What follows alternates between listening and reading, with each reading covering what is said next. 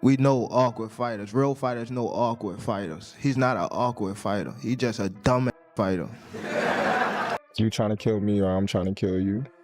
You know, I think it's, let's go in here and make this money.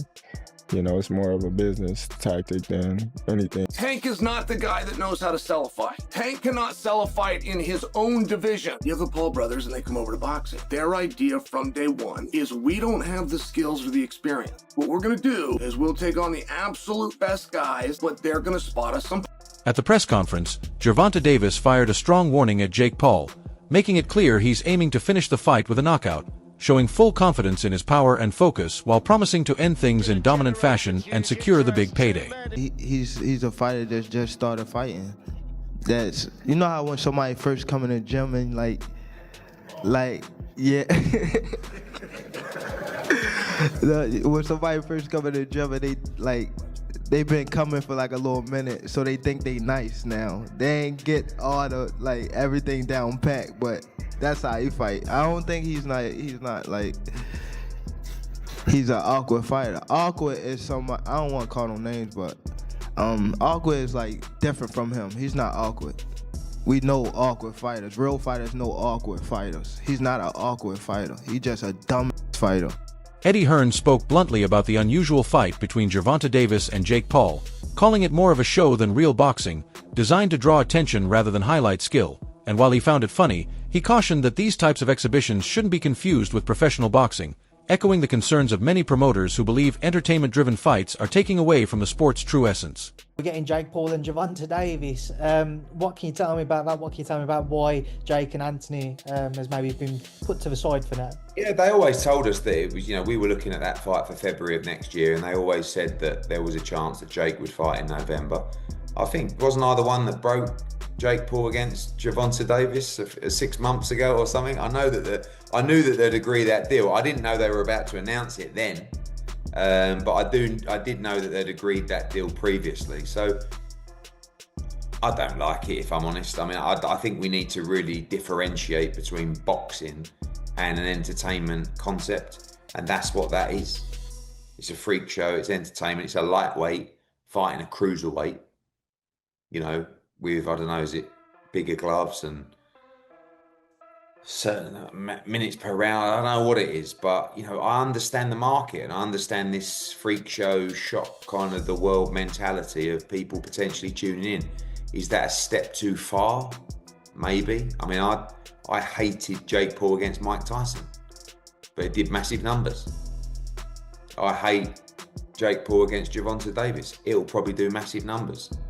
So that's when you really have to differentiate yourself between, just because you don't like it doesn't mean it isn't going to do good business. Now, whether you want to be involved with it is another kettle of fish. I don't want to be involved with it, but I do respect the fact that it's going to do big numbers. I don't like the idea of Jake Paul facing Gervonta Davis, but I know it will draw huge numbers, proving that even if you dislike something, it can still be a financial success, and while I want no part of it, I respect that it will sell. Ariel Helwani pointed out the double standard, saying MMA fans often embrace unusual spectacles while boxing fans criticize them, and argued that even if Davis versus Paul isn't traditional boxing, it still offers entertainment value. He stressed it shouldn't be judged like world title fights but seen as a one-off event, adding that if audiences accept spectacle fights in other combat sports, boxing fans should also allow themselves to enjoy this matchup without overreacting. Generally, I'm sure it'll be a little bit closer, maybe 200 to 150. How much bigger can Tank get? Why would that be somewhat celebrated in MMA, but in boxing it isn't? Do you know what I mean, Pizzi? In MMA, like, we sort of love the freak shows, but in boxing they don't. Why do you think that is? What does that say about us in MMA? Well, we're a sick bunch of fucks. There's no doubt about that. But I will say, you agree, right, or no? Yeah. Like, the idea of the MMA freak show is everybody coming together and saying, "Oh, we're gonna watch a freak show. This is what this is. We know what this is. It is absolutely mental what we're going to watch here." I think where people get annoyed with Jake is, like, you know, he even got me. You know what I mean? This guy is the greatest outrage farmer of all time. I saw his tweet and I was like, reading it, you know what I mean? And I was like, well, this is exactly what he fucking wants me to do. You know, like, this is, every time I'm doing this, he's in the game of getting eyeballs, and this is ridiculous. As long as, like, you know, why do I like an MMA freak show? Why would I watch Eddie Hall in an MMA fight against Dylan Dennis? I'd be like, this is fucking ridiculous, and I have to watch it. That's the way I feel about Jake Paul and Davis. I will watch it. It's ridiculous. You know what I mean? It's all of us getting together to go to the circus for the evening. I think the reason why there's pushback against it when Jake does it is because Jake, and obviously tactfully, is going like, what are you talking about? This guy's a world champion. I took out Mike Tyson. He's a world champion. And then I'm going to take out Canelo and stuff like this. Like, he's winding us up. He's not agreeing to the stipulation that we're all agreeing on, which is this is a freak show. This is absolutely mental. As long as we can agree with that, we can all enjoy it collectively. Chael Sonnen was blunt in his criticism, dismissing Jake Paul's boxing skills and saying the Paul brothers use fame and money, not talent, to land big fights. He noted how Jake repeatedly goes after legends or seasoned fighters despite the clear skill gap, arguing these matchups are driven by hype and influence instead of real competition. To him, the fight has nothing to do with fairness or boxing merit and everything to do with financial pull, echoing the view of many who see it as money over genuine talent. Tank is not the guy that knows how to sell a fight. Tank cannot sell a fight in his own division. You have the Paul brothers and they come over to boxing. Their idea from day one is we don't have the skills or the experience. What we're gonna do is we'll take on the absolute best guys, but they're gonna spot us some pound. Tank has one job to do, that it doesn't make any difference, that boxing is a real sport. My skills versus your skill, of which I am an abundance of and of which you have none of. Tank is telling anybody that will listen that there's a size problem. My skills and my experience in boxing, I do not have to wonder who's in the bar tonight. Any bar I go to, I rule the bar. No, it turns out that you don't. Just need some big guy to corner you, apparently. Boxing has never stood its ground. Boxing has never been able to explain why Floyd needed a half hour to get rid of a guy who's never boxed before. Hank Davis has already began this. When you choose a dum-dum, don't be surprised when he goes out and acts like a dum-dum. One of the main debates around this exhibition is the size difference between Gervonta Davis, a natural lightweight, and Jake Paul, who fights near cruiserweight, creating a major weight gap. This has led to speculation that the fight could already be set up, with many analysts saying Paul wins either way. If he beats Davis, he gains credibility, but if Davis wins, critics will dismiss it because of the mismatch. These questions have only fueled rumors that the outcome might be fixed to help Paul's career. He should beat Jake Paul, shouldn't he? No, he shouldn't. But you don't think? Sorry. So, I thought we were all unanimous here. Do you think that shouldn't. You think Jake Paul beats Gervonta Davis? 70 pounds is 70 pounds. Gervonta Davis is very small. 5'5". He's tiny, bro. That's what I'm saying. saying. Jake Paul, he's a little man. If Jake Paul's tucking up, move on, and absorbing punishment and walking forward, then look, there's a way to one. Ryan Garcia compared the Davis versus Paul fight to past controversial events like Mike Tyson's exhibitions that fans never wanted, admitting the public isn't asking for this matchup either, but noting that boxing often pushes forward with such spectacles. He highlighted the clear size disadvantage Davis faces, calling it unfair from the start, and said that even if many dislike it, fans will have to accept it because hype and money are what truly drive these events. Bro, that's a fucking disgrace of a fight. Yeah. You know it. Just like the Mike Tyson, low-key was a disgrace, but we accepted it. But yeah, he was 60 years old. I mean, the casuals don't see the weight difference. They see Jake Paul and Gervonta Davis. Yeah. And if Gervonta Davis doesn't fuck up Jake Paul, they're going to think Jake Paul is some pound-for-pound champion type of fighter. Yeah. Gervonta Davis, he's actually really small. Like, when I fought him, he's small. Yeah. So I just think it's a very unfair fight. Jake Paul sparked more drama by dropping a video where he smashed a cake designed to look like Gervonta Davis, mocking him to grab attention and stir the rivalry. The stunt was aimed at embarrassing Davis while generating buzz online, showing once again how Paul leans on spectacle and mind games just as much as he does on the actual fights.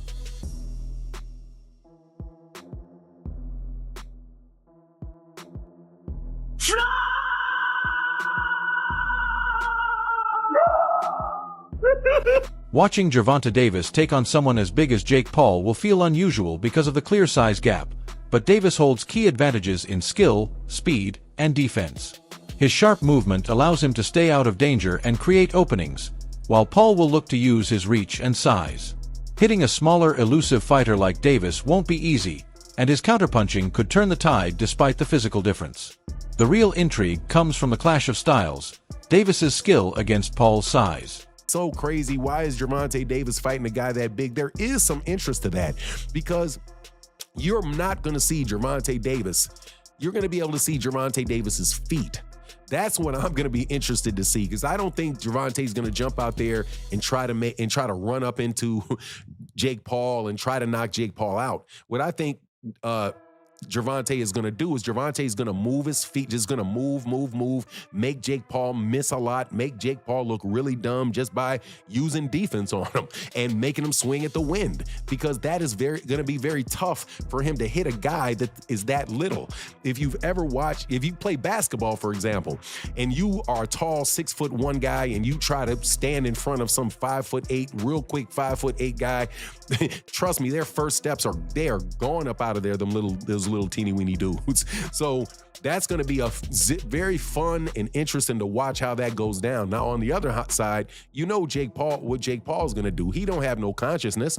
He doesn't have a conscience about what he's trying to do. He's going to go in there and try to hurt a 60-year-old Mike Tyson. He don't care. He wanted to Nate. He's way bigger than Nate Jones when he fought Nate Jones. You think he didn't care about hitting Nate Jones upside the head? He's definitely going to be looking to try to get as much as he can get off on Gervonta Davis, and I see him trying to run up on him, trying to maul him, trying to grab him, trying to club him, trying to do all kind of craziness, man. And it's going to be interesting. It's going to be an interesting thing to watch.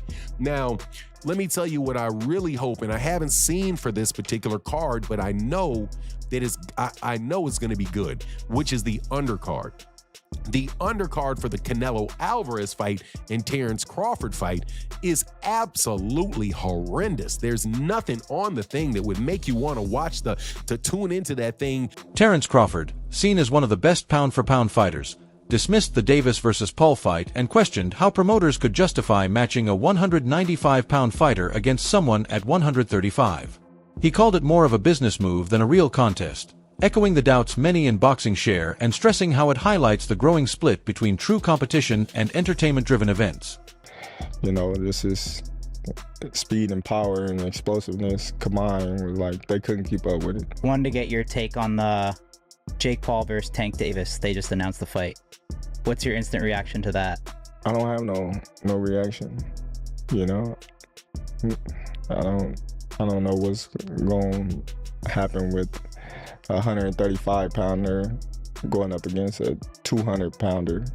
You know, if it's scripted, then it's gonna be good for the fans to watch.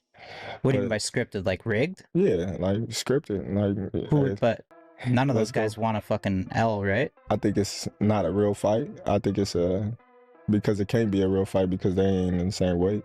So it'd be more like an exhibition. I think it is an exhibition, but do you think they're like, but not one person saying like, yo, I'm gonna fucking throw the match. You think?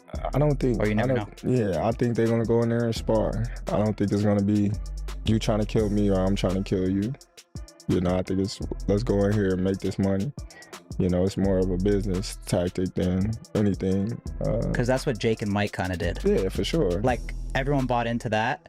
And then when you watched it, it was just like, bro, this sucks. I'm friends with Jake. I like him too. But that fight, I didn't like that one. Jake too big for Tank, you know? In reality, he's way too big for Tank. Like, Tank is very talented, punch hard, explosive. Analysts are questioning if Gervonta Davis's power will matter against Jake Paul, since fighting a much bigger opponent could lessen the impact of his punches. Many believe Paul's size and strength might allow him to absorb most of Davis's shots, while a single clean punch from Paul could do serious damage. This uncertainty adds extra tension and raises doubts about whether the fight should even be taking place under such conditions. I am interested to see, will it look similar to this, or will it be even more definitive in favor of Tank, like some people are suggesting? And with it being 10 rounds, like Jake Paul did start to gas at the end of his last fight. Like, if that happens, maybe Tank could look at that and go, right, I'm going to work the body early, and when you do start fading, then I'm going to fucking really put the pressure on you. And it's one thing Julio Cesar Chavez, you know, in front of you, you know, who's trying a little bit in the last 2 rounds, but Tank, even as small as he is, it will be a lot harder to keep him off. And what will Tank's power be like as a 135er? Like, he's probably going to be about 150 150 when he gets in there, maybe. Will those punches on the big fat dome of Jake Paul actually really hurt? Because power can translate up a couple of divisions, but like, that's a lot of divisions. What if Jake just takes them? No problem. I'm not saying he will. I'm just saying it would be fucking weird. This really is size versus skill in its purest form, and that is why I've got to admit I'm fascinated to see it. To be honest, I'm a little disappointed as well, because I wanted to see Tank versus Roach after they went to a draw in their last fight, a very controversial draw. I think Tank should have fucking lost it, to be honest. Tank doesn't give a shit about legacy and belts. He doesn't give two shits about that.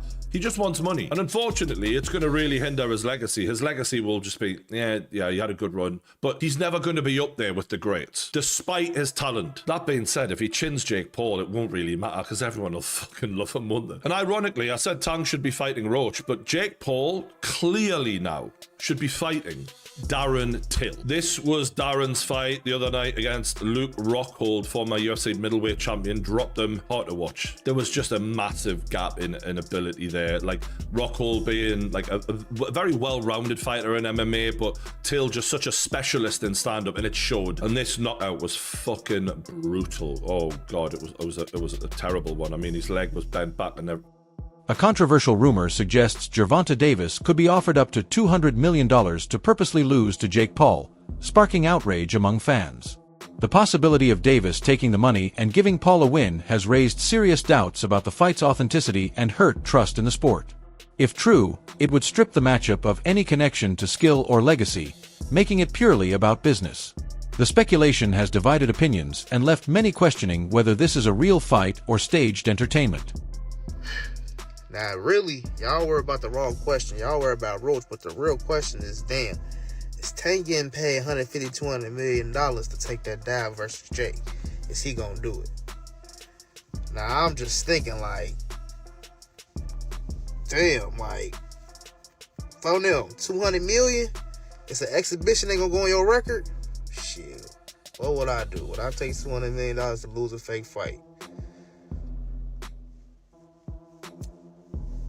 Damn, G, Jake might win this fight, bro, because shit, $200 million is an exhibition. Y'all already talking shit. $200 million. Will I take the dive? I think $200 million is worth taking a dive, gang. I honestly do think so. And it ain't even a real fight. I hope that's not the case, but that's a fucking solid fucking question. What the fuck is gonna happen in this fight? Like, is he gonna take the dive? It's an exhibition, so somebody gotta win. It's not real. It's like a play. When you really think about it, it's sparring. It's not real. You know what I'm saying? I don't know. What y'all think? What would you do? Would you take the $200 million to motherfucking lose to Jake Paul? That's all for today's video.